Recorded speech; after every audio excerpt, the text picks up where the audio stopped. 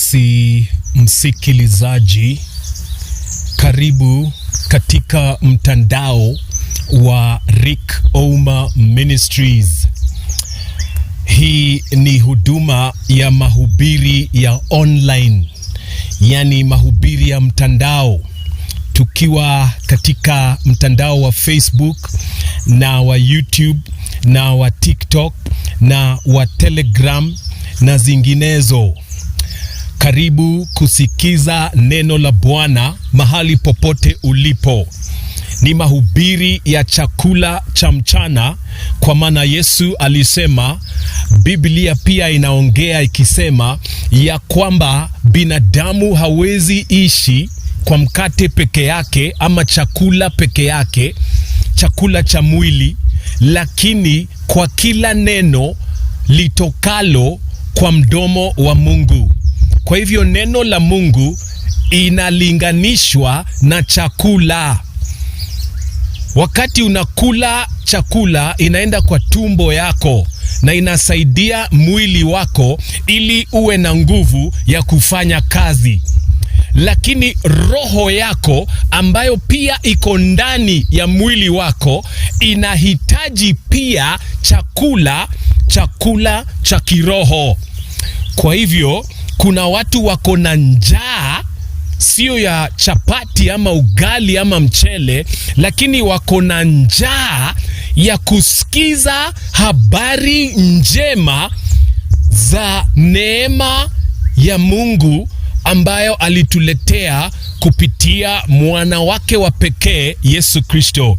Kwa hivyo chukua tu nafasi hii na dakika chache kutega masikio na kupokea katika moyo wako mbegu ya roho ama mbegu ya neno ambalo pia inaweza kakujenga, inaweza kakuelekeza, inaweza kakusaidia, inaweza kakupea tumaini, inaweza kakupea amani, na kwa hakika inakupea imani. Kwa ajili bila imani hakuna kitu Mungu anaweza fanyia binadamu bila imani. Hiyo ni kitabu cha Hibrania 11, inasema bila imani haiwezekani kumpendeza Mungu. Kwa hivyo imani ni muhimu sana, na katika kitabu cha Warumi 10 inasema imani ukuja kwa kusikiliza na kusikiliza inakuja kupitia kwa neno. Neno la Mungu itakusaidia kulisikiliza hilo neno. Na ukilisikiliza na ikaingia kwa moyo wako, inapandisha, sio pressure ama sukari, inapandisha imani. Na ukiwa na imani unapona. Iwe ni ugonjwa aina gani, kama imani yako iko juu na inaweza pambana na hiyo, unapona. Kama ni mahitaji, unapokea msaada kwa imani. Mungu anafungua tu mlango kwa ghafla, na ndiyo hiyo, shida yako imekwisha, hali yako imebadilika. Sunday unatoa ushuhuda ukisema, Bwana sifiwe, hii wiki kumekuwa na changamoto, hii wiki nimepitia dhoruba na mafuriko, lakini wakati nimesimama hapa, ushuhuda wangu ni ya kwamba Bwana ameniondoa, Bwana ameniokoa, Bwana amenikomboa, Bwana amenisaidia, Bwana ameniinua, Bwana amenifariji. Na Bwana kafanya nikaketi kwa sofa set, nikiwa na remote ya TV, nikikunywa chai, nikiwa nimeweka mguu juu, nimerelax, na hakuna shida inanisumbua. Mimi naomba hiyo ndio iwe ushuhuda wako hii Sunday, na sio Sunday peke yake, lakini iwe ushuhuda wako hii mwezi yote wa 3, na iwe ushuhuda wako hii mwaka wote wa 2026. Mungu akupe ushindi. Mungu afanye ushinde ulimwengu, ushinde mapambano za shetani, ushinde uchawi, ushinde ugomvi, ushinde ile. Kuna watu wanatakanga tu mapigano, anazusha tu maneno ili mupigane kwa maneno, lakini Mungu anaenda kukuhepuka ama kukuhepusha na mahali wamekuwekea mtego. Mungu anaenda kukufanya uwe na mabawa kama ile ndege inaitwa tai, na wewe upae juu ya mawingu, upae juu ya dhoruba, upae juu ya mitego, upae juu ya mavurugano, upae juu ya ekonomi ya nchi. Hata kama watapandisha unga iwe paketi moja ni 300, sisi hatutajali, kwa maana tunaishi na Mungu. Mungu mwenyewe ni mchungaji mwema ambaye anaongoza maisha yako na anaongoza maisha yangu. Unaweza kusema amen. Tunapoleta ujumbe wa siku ya leo, ikiwa ni tarehe 12, leo ni tarehe 12 mwezi wa 3 mwaka wa 2026. Ni Alhamisi, yani Thursday. Na ujumbe wa leo inaenda kutoka katika kitabu cha Jeremia. Kama uko na Biblia hapo, fungua na mimi kitabu cha Jeremia, na tutaenda ile mlango ama chapter wake wa 33.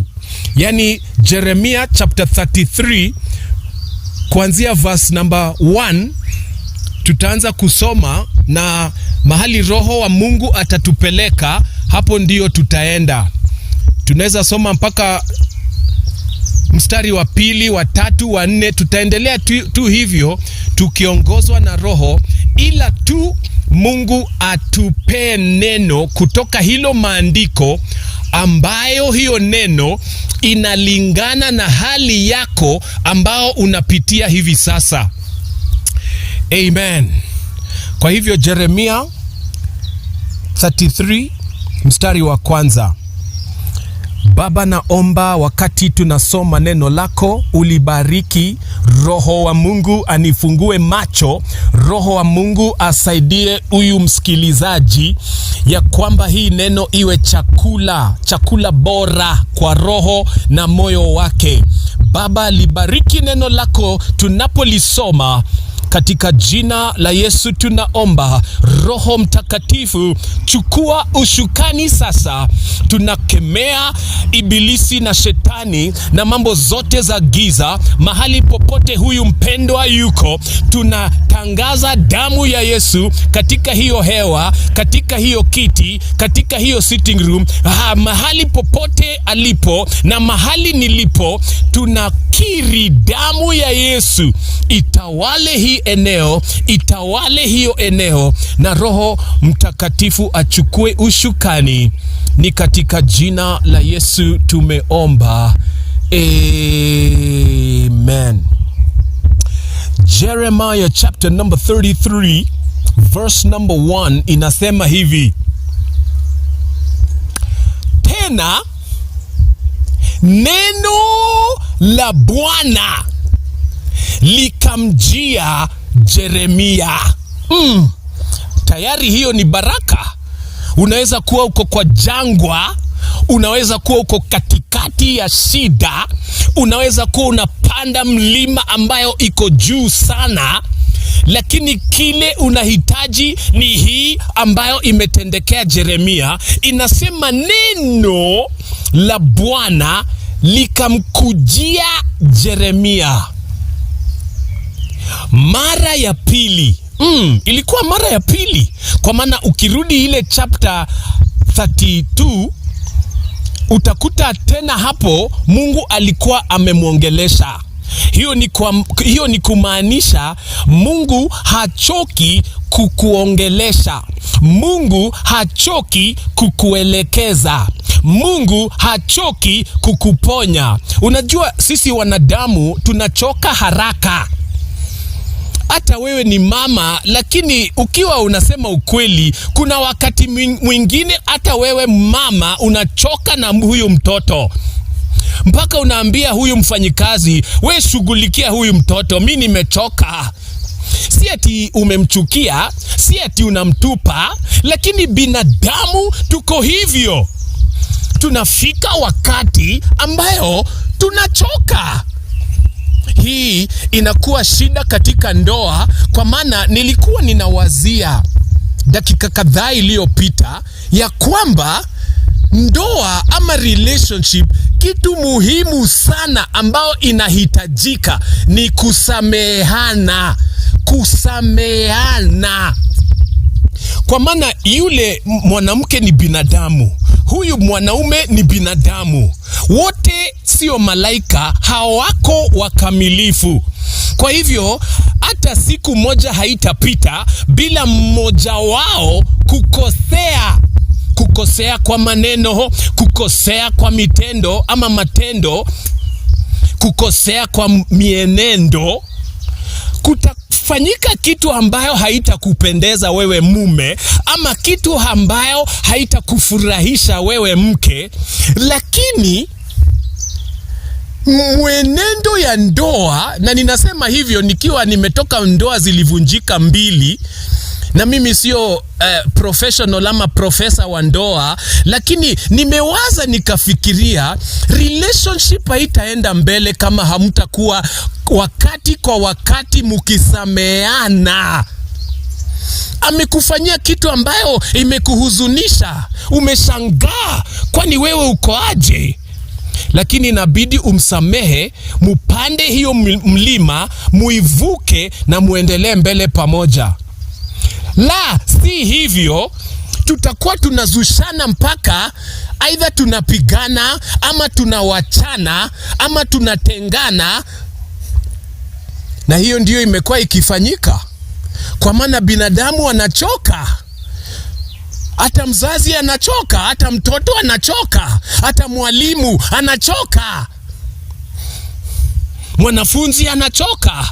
Hata inakuja wakati rais mwenyewe anachoka, anachukua microphone, anakasirika, anasema watu kila wakati nafanya maendeleo na hao hawaoni kitu mzuri ninafanya. Ni kunitukana tu kila wakati, kunilaumu kwa mashida, na huku ninajaribu juu chini kuinua hii nchi.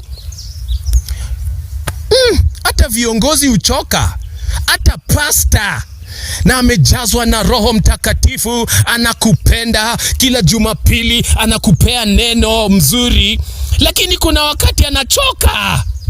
Hata mimi ni mwanadamu, wacheni nikae kwa ofisi yangu, sitaki kuona mtu yeyote. Hata nyinyi muniombee sasa. Amen. Nimekuwa nikiwaombea, munaanguka, munainuka. Muko wagonjwa, ninawaombea, munapona. Muko na ajali, tunakuja pale, tunawatembelea, tunawaombea. Muko na ndoa, tunawafanyia harusi. Muko na mazishi, tunakuja, tunaomboleza na nyinyi. Hata pastor uchoka. Mtu ambaye achokangi ni Mungu. Katika kitabu cha Isaia mlango wa 40, nabii alikuwa naongea na wana wa Israeli, akawaambia, nyinyi kweli hamujui ama hamujatambua ya kwamba Mungu ni wa milele na yeye hachokangi. Kwa hivyo haijalishi hali yako siku ya leo, nimekuja kukupatia habari njema. Mungu hajachoka na wewe. Hata ukirudi tena kwa Mungu ukiwa unalia, hata ukirudi tena kwa ajili ya maumivu ama machungu yametendeka maishani mwako tena, Mungu hachoki na wewe. Tumkimbilie Yesu, tumkimbilie Yesu mwokozi wetu. Unaweza anguka mara 7, Mungu bado anakupokea na kuambia inuka. Unaweza fanya hile makosa ama mistake tena, alafu Mungu hakufukuzi bado, hachoki tena, anakuambia kuja tena nikusamehe, nikuoshe, nikupatie mwanzo mpya. Inua mkono yako, ambia Mungu nipatie mwanzo mpya tena. Kwa maana wewe Mungu hauchoki na mimi. Mimi sio mkamilifu. Wakati kwa wakati nasema maneno ambayo yastahili nisiseme ama haistahili niiseme. Nimekuwa na hasira nikaongea vibaya na watoto. Na ni watoto wangu. Nimekerwa na nikachoka na nikafunga mlango na nikakosa kufanya matimizo ambazo nastahili kufanya. Lakini wakati unarudi kwa Mungu mpendwa, hajachoka. Kitabu cha Hibrania mlango wa 4 mstari wa 16 inasema, njoo kwenye kiti cha neema ili upate rehema na upewe neema. Msikilizaji, tunasoma kitabu cha Yeremia. Hatuna haraka, hatujui mahali tutasimamisha, lakini tumeanzia mstari wa 1 na tumepata hapo Bwana analetea Yeremia neno mara ya pili. Hapo tena napata ufunuo nyingine, ni ya kwamba wewe ukiwa na runinga ama wewe ukiwa na redio, mbona kila siku unasikiza taarifa ya habari? Mbona wananchi hawatosheki na taarifa ya habari ambayo ilinenwa hewani last week ama jana ama ile juma imepita? Mbona kila siku kuna taarifa nyingine la habari? Saa 1 za usiku, saa 3 za usiku, tena hata kesho kutakuwa na taarifa nyingine ya habari saa 1 tena, iwe ni KTN, iwe ni KBC, iwe ni NTV, iwe ni Citizen ama Inoro ama hizo zingine Ramogi na hizo mengi. Kuna ma station mingi sana hata kwa radio. Lakini mbona hata leo usiku kuna taarifa, kesho asubuhi, kesho saa 7 mchana taarifa, tena saa 1 usiku taarifa, saa 3 taarifa, saa 4 tena kesho yake ingine. Ni kukuambia ya kwamba maneno zinabadilikanga kila wakati, kila lisali, kila siku, kiasi ya kwamba tunahitaji kusikiza habari tena, kwa maana ile habari la jana limekuwa sasa haifai tena. Habari za jana zilikuwa za jana, na sasa tukiangalia leo ama kesho, hizo habari za jana zitakuwa kama habari nzee, habari ambazo hazifai tena, hazistahili tena, haziambatani na hali ambayo nchi inakumbatia maneno siku ya leo. Hiyo Kiswahili haki. Na ni hivyo na neno la Mungu.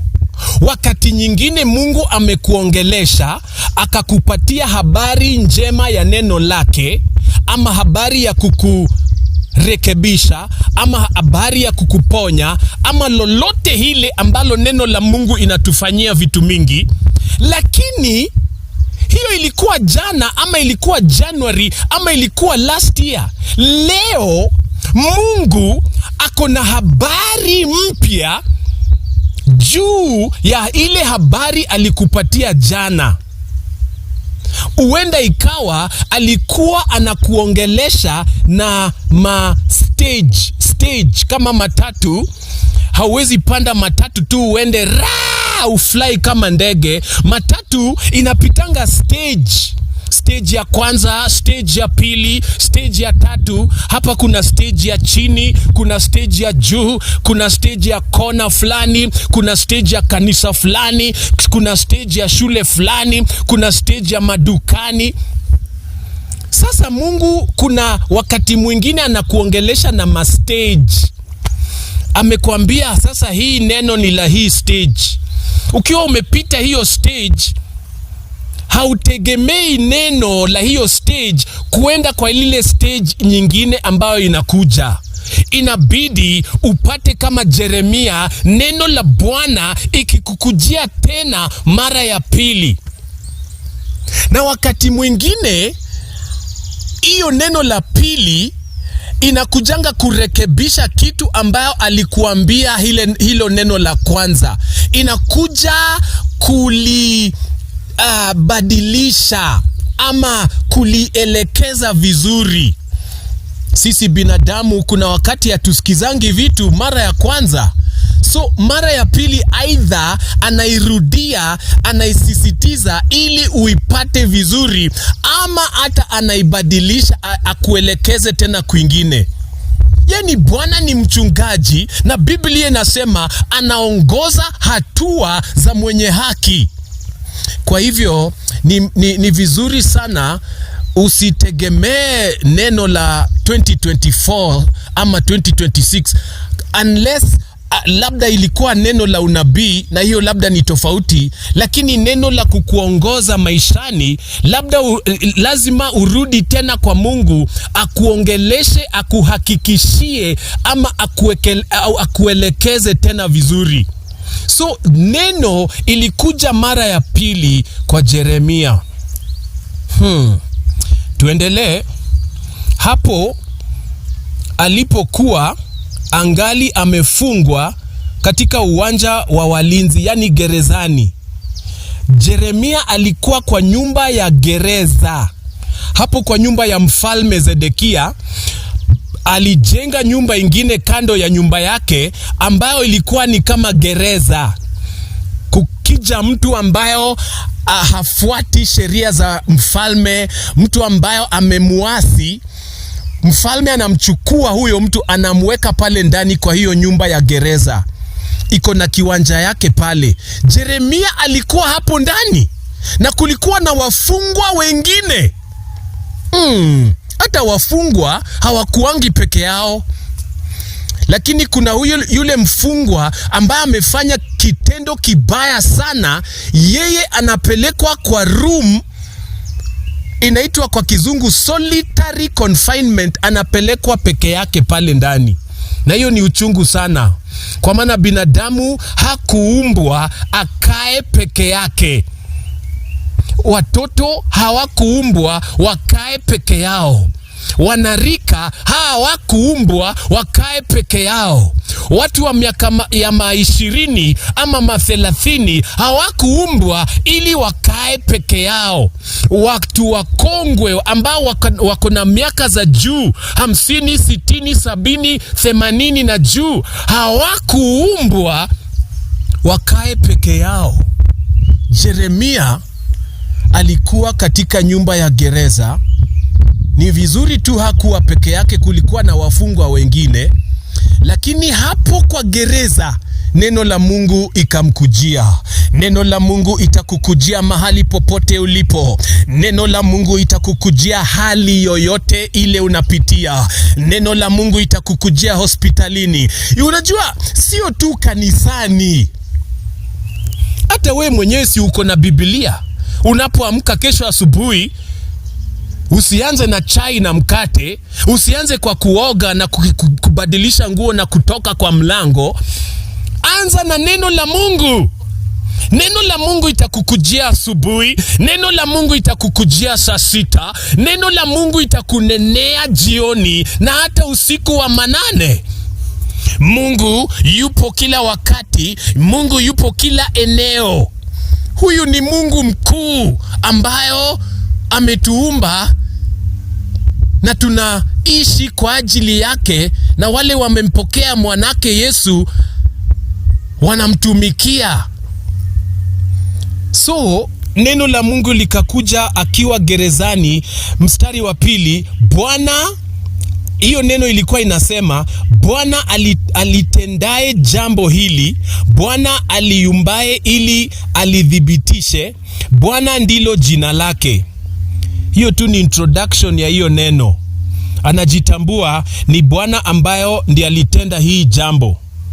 Ni Bwana ambayo aliumba hii kitu ili alithibitishe, alifanye lisimame. Ameumba jambo fulani na bado tu ni yeye anayefanya isimame. Biblia inasema katika kitabu cha Zaburi isipokuwa ni Bwana amejenga nyumba, basi wajengaji ama wajenzi wanafanya kazi la bure. Isipokuwa ni Mungu anaangalia kijiji na kulilinda, basi wale walinzi wanafanya kazi bure. Msikilizaji, biashara yako itasimamishwa na Mungu, nyumba yako itasimamishwa na Mungu, masomo ya watoto wako itasimamishwa na Mungu, wokovu wako wewe mwenyewe itasimamishwa na neema ya Yesu. Anajitambua tu kabla ampatie neno lenyewe, ni introduction anampea tu, anasema Bwana ndilo jina lake. Alafu anasema na huyo Bwana ambaye ni Mungu anasema hivi. Sasa tunaingia mstari wa 3, tusikie sasa haswa hilo neno ilikuwa ni gani. Verse 3, Jeremiah mlango wa 33 mstari wa 3. Niite. Ni Mungu anaongea na Jeremia, ako gereza, ako peke yake, ako na upweke. Unajua unaweza kuwa uko na upweke hata kama uko na umati wa watu wamekuzingira. Hao ndio wafungwa wengine wako pamoja na yeye, lakini anahisi kama ako peke yake. Uko na jamii lakini unahisi kama hawakuelewi, na mimi niko peke yangu katika hii safari ya maisha yangu. Umeolewa ama umeoa, lakini bado unahisi mimi niko peke yangu, kwa maana huyo mchumba wako ama mume ama mke hashughuliki. Lakini Mungu analeta neno, anasema niite. Ni kama maji ambayo imeharibika kwa mfereji, unaita ule fundi wa maji. Ni kama connection ya stima ama kitu cha stima kimeharibika, labda ni radio, TV, ama ni pasi ama kuka, unaenda unaita ule fundi wa stima. Ni kama mabarabara zetu ambazo zinaanza kutengenezwa hii nchi, wanaita wale watu wa China ama wale watu wa construction, wale watu wa smiti, wa lami, wanakuja wanakutengenezea pale barabara kwa kijiji. Sasa Mungu pia anashangaa na binadamu, mko na shida mingi na mimi ndio daktari wa shida.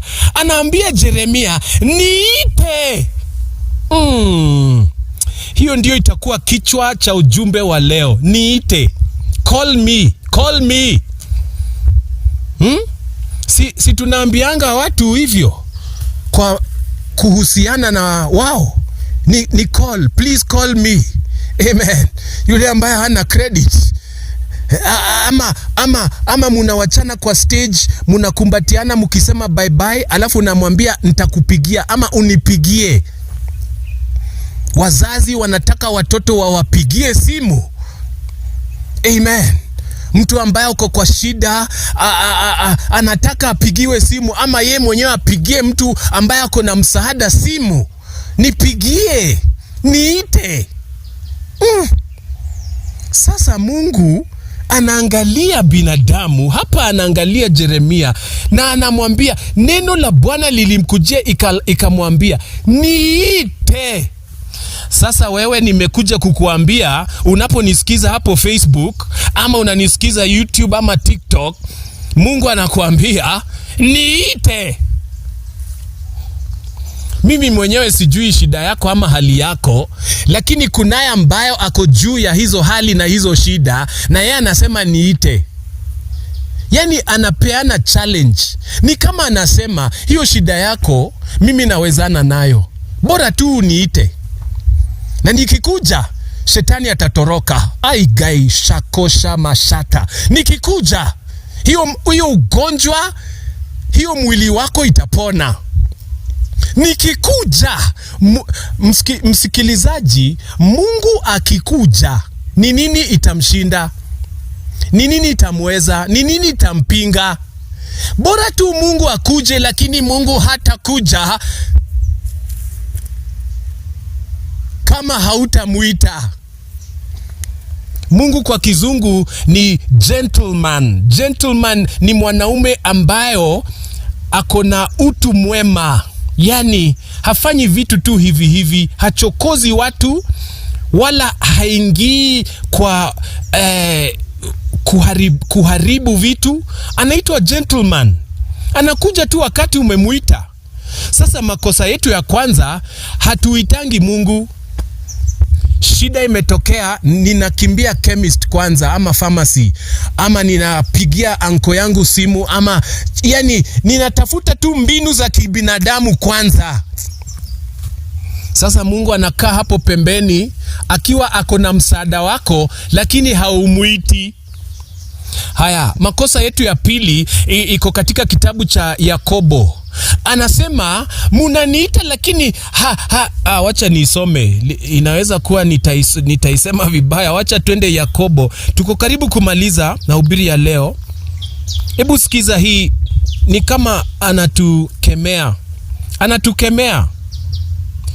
Yakobo chapter number 4 mlango wa kwanza. Vita vyatoka wapi? Vita vyatoka wapi? Hata vita vya nchi, vita vya kisiasa, hata vita vya kimataifa, ama vita vya kijamii, ama vita vya kindoa, zinatoka wapi? Na mapigano yaliyoko kati yenu yatoka wapi? Mapigano ya wenye siasa, wabunge na hao watu wako viongozi wa juu. Hizo mapigano zinatoka wapi? Majirani, mapigano katikati ya majirani zinatoka wapi? Mapigano katikati ya ndugu ambazo ni za jamii moja, ni wa jamii moja, hizo mapigano zinatoka wapi? Ninasoma kitabu cha Yakobo mlango wa 4 mstari wa kwanza. Alafu anajibu, anauliza hiyo swali, alafu analijibu. So tusishangae sana hizi mavurugano za kisiasa, sijui Kenya Kwanza, ODM, UDA, Jubilee, DCP na kadhalika. Kulikuwa na ingine sikizangi siku hizi, ilikuwa inaitwa Maendeleo Chapchap. Kulikuwa na Maendeleo Chapchap, lakini nafikiri washaungana na serikali. Unajua watu werevu wanaungana na hii serikali. Mimi nafikiri watu ambao hawajapata ufunuo, hao wanaendelea kupinga na kulalamika na kuzusha. Lakini wale werevu walikuwa wameshajiunga na hii serikali na wanaendelea kujiunga nayo. Kuna msemo moja kwa kizungu inasema, if you cannot beat them, then join them. Kama hauwezi kuwashinda, basi ungana na wao, alafu nyinyi wote muwe na ushindi. Sasa Wakenya si muherevuke kidogo. Lakini mapigano haya yote yanatoka wapi? Iwe kwa nchi, ama iwe kwa ndoa, ama iwe kwa jamii, ama iwe kwa shule, mahali popote ile, inatoka wapi? Anajibu, si inatoka humu, katika tamaa.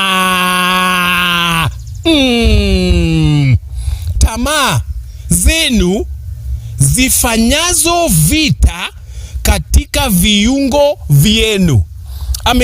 Ameuliza swali, akalijibu yeye mwenyewe. Ati hizi mapigano na kuzusha na vita vinatoka wapi? Ukraine na Russia, India na Pakistan, Gaza na Israel, Amerika na Iran, Sudan B na Sudan A, alafu South Sudan pia, DRC. Yani watu ni wa Afrika wote, lakini wanapigana. Unajua hii kitu ya ukabila ndani ya nchi yetu, nilikuwa naiwazia, sio haswa kitu ya Wakenya, ni kitu ya wanadamu. Kwa maana hata watu wa kabila moja bado wanapigana. Si nilifikiria Wajaluo wanapigana na Wakikuyu, ama Wakikuyu na Wajaluo, ama Wakalenjin na Wakikuyu, hivyo na hivyo. Lakini kumbe sio ukabila, ni binadamu na utu wake ambao ilianguka wakati dhambi iliingia mara ya kwanza, tumezaliwa na utu wa dhambi, na hiyo ndio inatuletea shida, hata si ukabila. Kumbe kitu muhimu hii nchi ni kuhubiri injili ya Yesu. Kwa maana watu wakiokoka na waanze safari ya kwenda mbinguni na kutakaswa na kubadilishwa mawazo na neno na kukua katika Kristo, hakutakuwa na ukabila. Mi sina ukabila. Mi nakiri Wakikuyu wananipenda, praise God. Na mi napenda Wakikuyu, na mi ni Mjaluo, hallelujah, amen. Na Waluya wanapendwa, praise God. Wakamba ni wafanyikazi wazuri, wako na uvumilivu. Wakifanyia Muhindi kazi, nilikuanga nafanyia Muhindi kazi, Muhindi pale Nairobi kule, ile street ilikuwa inaitwa aje, I think ni Mfangano ama wapi. Na huyo Muhindi, wafanyikazi wake wengi walikuwa Wakamba, kwa maana alikuwa anajua Wakamba ni wavumilivu. Wakamba wanaweza kaa katika kazi bila kupeperushwa na upepo yoyote, hata ukimsomea, hata ukimfanyia nini. Ako na uvumilivu, ako mgumu, hashtuliwi na vitu. Ukipeleka Mjaluo kufanyia kazi Muhindi, hey, watapigana. Juu huyo Mjadhe hata kubali vile anaambiwa na huyu Muhindi. Ati wewe iko pumbavu, wewe iko jinga, wewe iko kama nini. Beba hii kitu weka kwa gari yangu. Huyo Mjadhe atamwambia kama nika kiloso koda, kama nika iparonanga. Watazushana na ataacha kazi mara moja. Mimi hapa napea wewe mshahara yako. Wewe kwenda na mshahara yako, kwani wewe peke yako ndio uko na kazi hii Nairobi? Mjadhe hawezi kufanya kazi hapo, hawezi. And of course Mkikuyu pia hawezi, because Wakikuyu wako na akili yao ya biashara. Hao wako kama Wahindi. Wakikuyu wako kama Wahindi kwa biashara. So pia yeye hawezi fanya kazi hapo.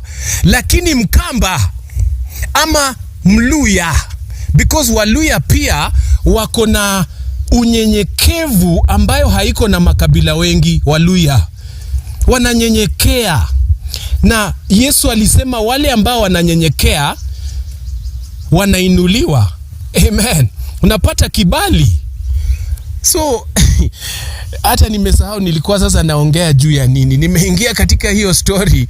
Nilikuwa nasema hizi vitu tunapambana nazo, ni dhambi ndio ugonjwa yetu. Dhambi ndio ugonjwa, hata sio ukabila.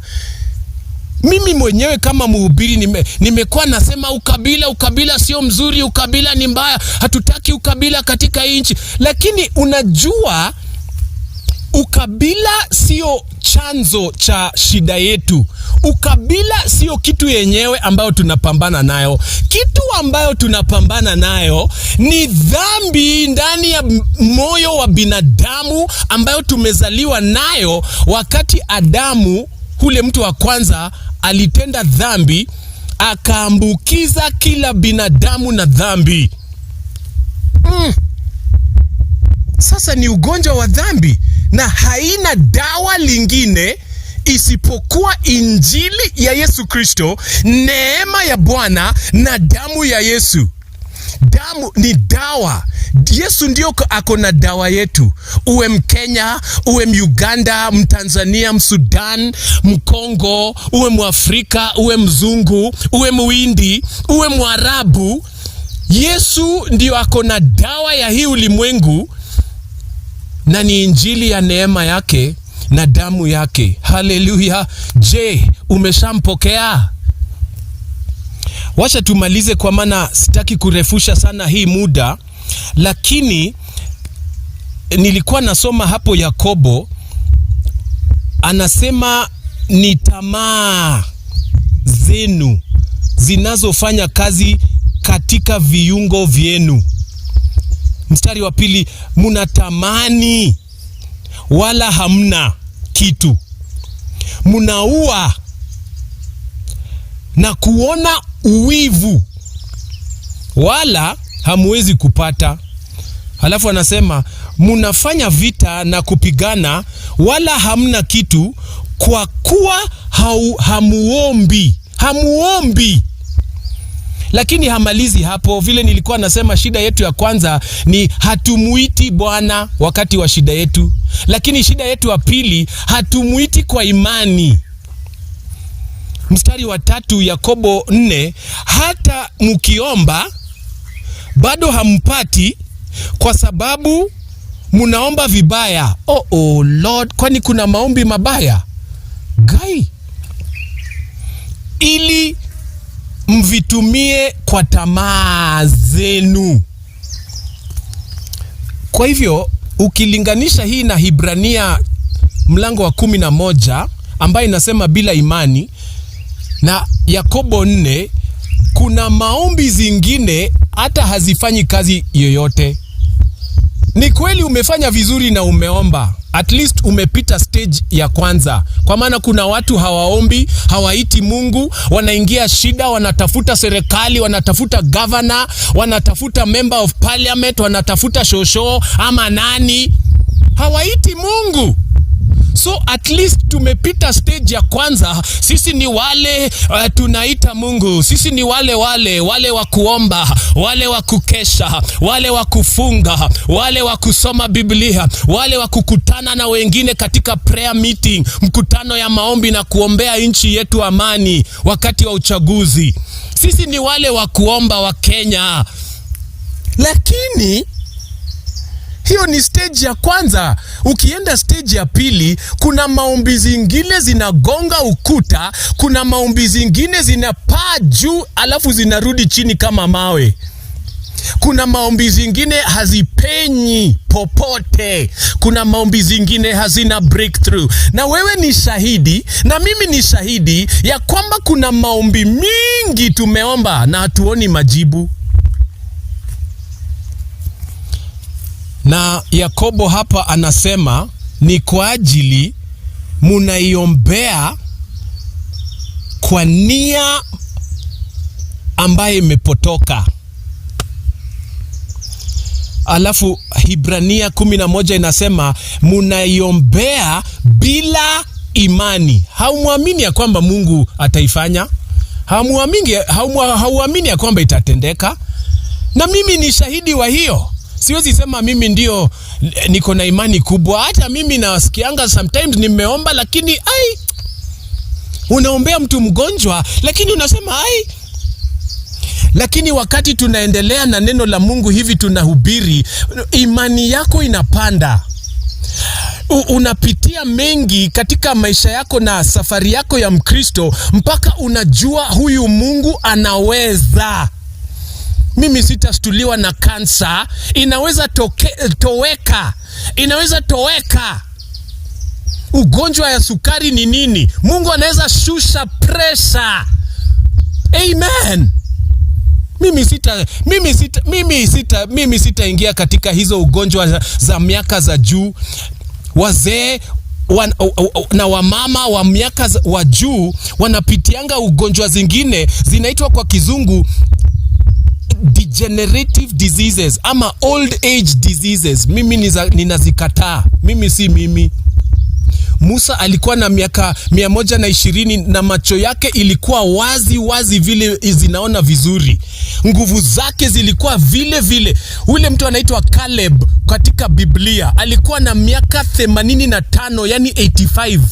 Na aliambia Musa, mimi bado niko na nguvu kwenda kwa vita na kurudi.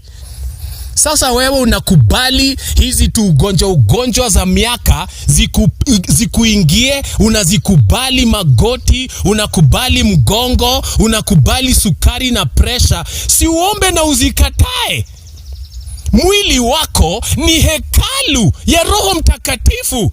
Wacha azipige teke na aziondoe, kwa maana Biblia inasema kwa mapigo ya Yesu wewe mwenyewe umepona. Mimi nazikataa. Imani yangu at least, unajua tuko na imani level tofauti. Wengine imani yao ni juu sana, wanaponya HIV. So sisi wote tuko kwa darasa ya kupandisha imani zetu. because imani yako ndio itakuokoa. Shida sio shida. Shida yako sio hiyo shida yako. Shida yako ni upungufu wa lakini imani inakuja kwa kusikiliza neno. Anza kuwa mwanafunzi wa neno la Mungu. Sio siku moja. Ifanye iwe desturi ya maisha yako, tabia ya moyo wako, kutamani neno la Mungu, kulisikiliza wakati kwa wakati, ili imani yako ipande, maarifa yako, upate ujuzi. Ujue Mungu anaweza. Ujue hizi hali za dunia, Mungu ako juu ya hizi vitu zote. Amen. Hallelujah. So stage 2, maombi zingine zinagonga ukuta, zinaanguka tu hapo chini kwa mchanga. Hazina imani ama hazielekezwi kwa nia mzuri. Maombi ambayo nia yake sio mzuri, halilingani na mapenzi ya Mungu, ama halilingani na yale Mungu anajua ni mwema kwako, hiyo maombi hakuna mahali itaenda. Mabibi na mabwana, nashukuru Roho Mtakatifu kwa kutuongelesha leo. Najua umepata hapo kitu moja ama mbili ambayo inaenda kukujenga na kukubariki. Nataka turudi pale Yeremia, alafu tumalize na dakika 2-3 zimebaki. In Jesus mighty name. Amen. Unaweza weka comment hapo useme vile umebarikiwa na neno. Ni tu kuhimiza mnenaji ama mhubiri. Najua sometimes tunahubiri, na kama mimi nahubiri sipati comment, reaction yoyote, na ninaifanya tu kwa imani. Lakini ni vizuri useme haya, nina like, umenibariki. Amen. Nina comment. Mimi sikuitishi pesa, mimi nakuitisha comment ama like ama share ama subscribe ama kitu kama hiyo. Amen. Lakini katika kitabu cha Yeremia tunapoenda kumaliza, kumbuka neno la Bwana lilimkujia. Kumbuka neno la Bwana lilimkujia mara ya pili. Kumbuka yeye mwenyewe alikuwa katika nyumba ya gereza, lakini hapo gizani kuna nuru. Nuru inaingia na inafukuza giza. Amen. Unajua mimi napenda Bishop ama Pastor Muiru Pius. Huyo ni kama kwa kizungu inaitwa role model. Huyo ni mhubiri shupavu hii nchi imepewa. Na mimi huyo mtu sitakuwa na aibu kumnena, yani kumtaja. Pastor Muiru yeye akihubiri, huyo ni mhubiri. Mimi namuonanga kama mhubiri number 1 Kenya. Hallelujah.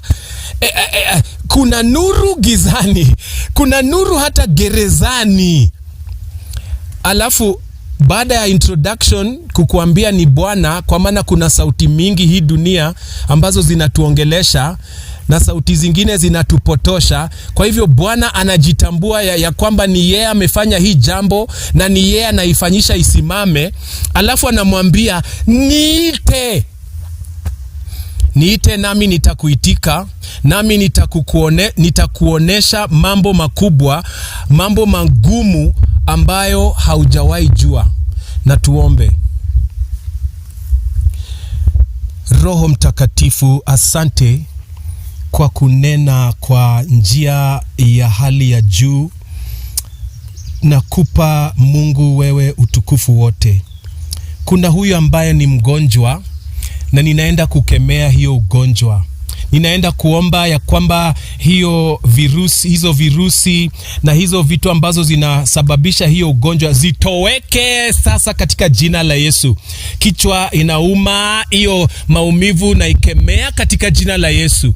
Huyo ambayo ako na stress, huyo ambayo ako na wasiwasi na hofu kwa ajili ya maneno ambazo zinamzingira hali yake, Baba tumeshaomba hii wiki ya kwamba unabadilisha hiyo hali.